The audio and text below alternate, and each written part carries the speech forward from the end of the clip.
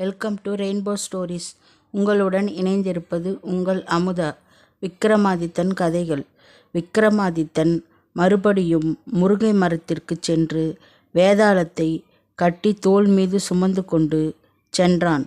அப்பொழுது வேதாளம் 15வது கதையான சிங்கத்தை சிருஷ்டித்த கதையை சொல்ல ஆரம்பித்தது. பாடலிபுத்திரம் என்னும் நகரத்தை தானிவராகன் என்ற மன்னன் ஆண்டு வந்தான்.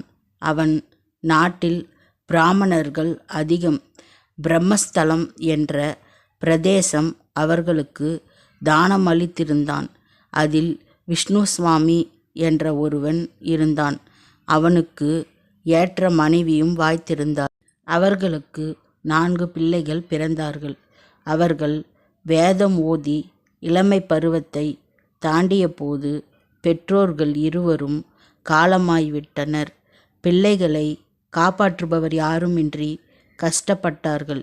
இருந்த சொத்துக்களை உறவினர்கள் அபகரித்து கொண்டனர். பாட்டன் வீட்டிற்கு சென்று சிறிது காலம் தள்ளினர். மாமன்மார்களும் அவர்களை வெறுக்கத் தொடங்கினர். சோறு துணி கொடுக்கவும் சிரதை கொண்டனர்.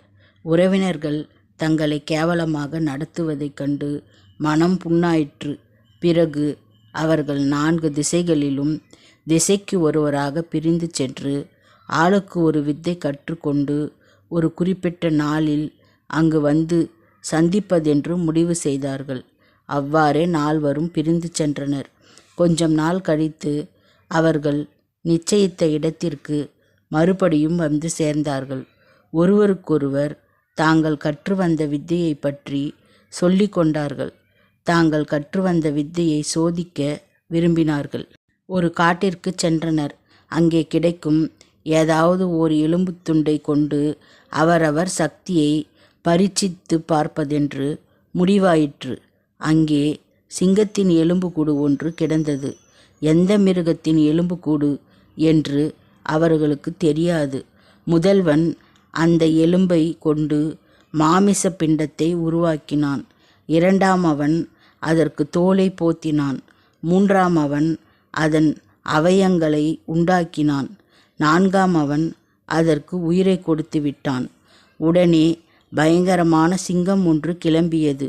அடர்த்தியான பிடரி கோரை பற்களுடன் எல்லாவற்றையும் விழுங்கக்கூடிய வாய், காலில் வளைந்த கூர்மையான நகங்கள்.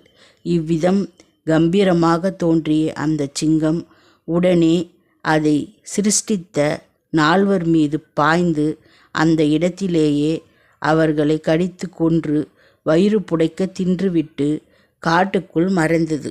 ஆகவே விதி அனுகூலமாக இல்லாவிட்டால் ஒருவன் எவ்வளவுதான் கஷ்டப்பட்டு வித்தையை கற்றாலும் அதனால் அவனுக்கு நன்மை ஏற்படாது. அதற்கு பதிலாக தீமையே உண்டாகும். கதை முடிந்தது. வேதாளம் விக்ரமாதித்தனை பார்த்து, அரசே, இந்4 நிபுணர்களை கொன்ற சிங்கத்தை சிருஷ்டி செய்த பழி அந்4வருள் யாரைச் சேரும் என்று கேட்டது. விக்ரமாதித்தன் வேதாளத்தை பார்த்து, அவர்களுள் சிங்கத்துக்கு உயிர் ஊட்டியவனையே பழி சாரும். மற்றவர்கள் அறியாமையினால் செய்த காரியத்தால் பழி உண்டாகாது. சிங்கத்திற்கு உயிர் ஊட்டியவனையே பிரம்மஹத்தி தோஷம் பிடிக்கும் என்று முடிவு கூறினான். உடனே வேதாளம் கட்டவிழ்த்து கொண்டு பழையபடியே முருங்கை மரத்தின் மேல் ஏறிக்கொண்டது. அரசனும் அதை துரத்திச் சென்றான். Please like, share and subscribe. Vikramadithan கதைகள் தொடரும். தேங்க்யூ.